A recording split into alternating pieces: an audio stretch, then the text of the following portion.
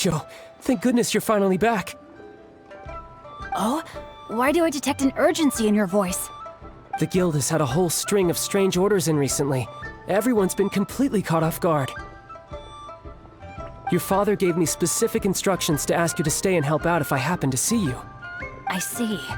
Have someone sort the orders by type for now. I'll deal with them myself shortly. Oh, how wonderful. Thank you, Master. With you on the job, I can breathe a sigh of relief. Hey, Xingqiu! Glad you're here. We want to ask you for some information. Traveler, Paimon, please wait a moment. Shu, I need to entertain some guests. Please continue with your work for the time being, and we'll discuss the matter of the guild's orders in more detail later on. Understood, Master Xingqiu. Then I will leave you in peace.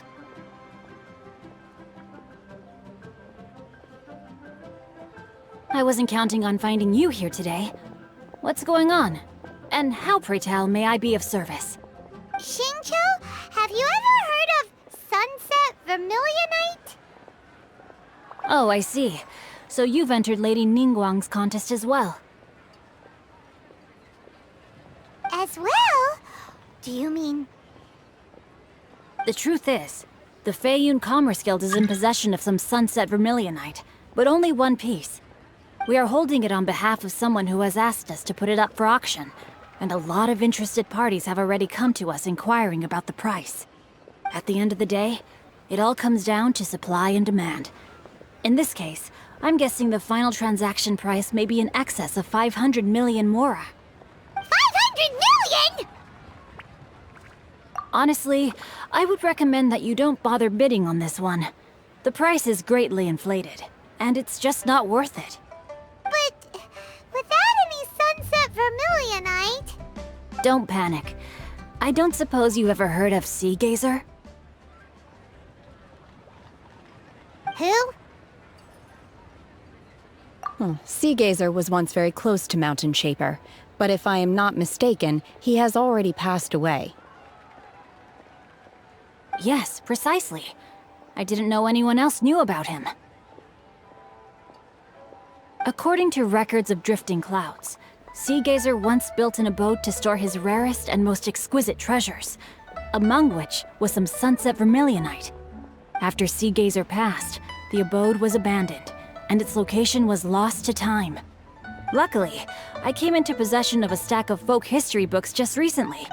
They make some oblique references to this lost abode, and after cross-referencing them against each other, I'm now fairly certain that it is situated in the Lisha area. That's great! But is it really okay for us to just go and take his treasure? Wouldn't it be a little, disrespectful with him being an Adeptus?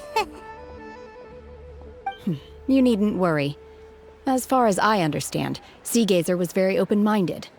Even while he was alive, he wouldn't have let something like this bother him. Open-minded? I have not heard of Sea Gazer being described in this way before. May I ask where you read that? Just a rumor I heard out in the mountains. All right then, let's go.